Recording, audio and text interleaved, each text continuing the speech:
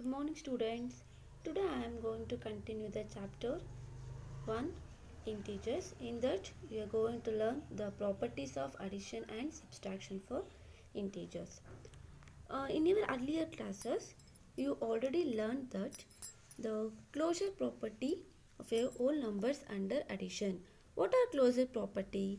If you take two numbers that are two whole numbers, 3 plus 7 is equal to 7 plus 3 is 10.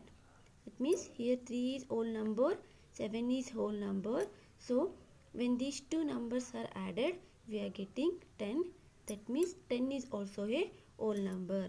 That means the whole numbers under addition or any two numbers under addition, we will get the whole number. So that whole numbers are closed under addition. You should remember that whole numbers are closed under addition. The same properties are applying for the integers. See here, first one is the closed property. The first one is closed property. Closure property.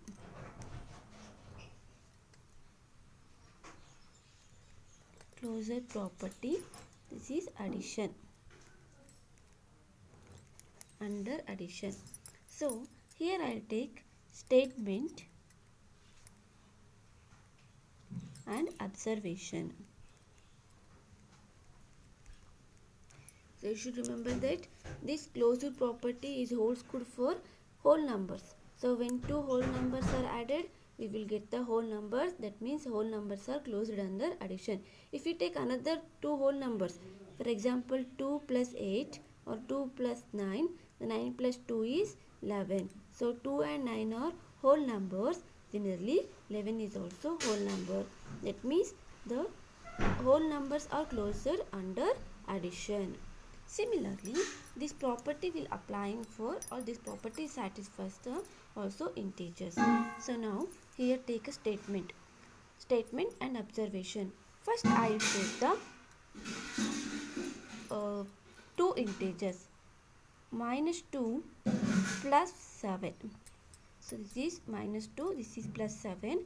Two numbers are under addition, two integers under addition. So the answer is 5. So this is also integer. Okay, and take another example, minus 5 plus of 2. So two integers under addition. So minus 5 plus 2 is minus 3. Minus 3 is also integers. We know that. What are integers? Integers including positive and negative numbers. So this is positive number, this is also integer. This is negative number, this is also integers. That means what? We can say that integers are closed under addition. Integers are closure under addition. Okay. Similarly, we can take for closure property for subtraction. Subtraction. So same here also take a statement and observation. See here, this is minus 2 minus of 7. Okay, minus 2 minus of 7. So minus 2 minus of plus 7 is, we will get minus 9. This is also integer. Take another one example, 1 minus of 10. 1 minus 10 is, that is minus 9, or we can take it 11.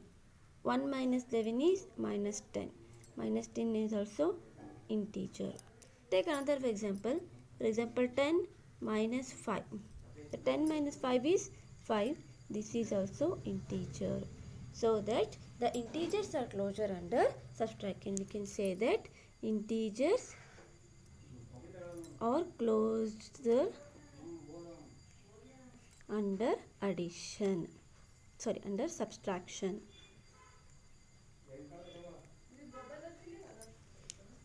Okay, the next property, here we see what, when two integers are subtract, they will get the answer is integer. So that integers are closure under subtraction.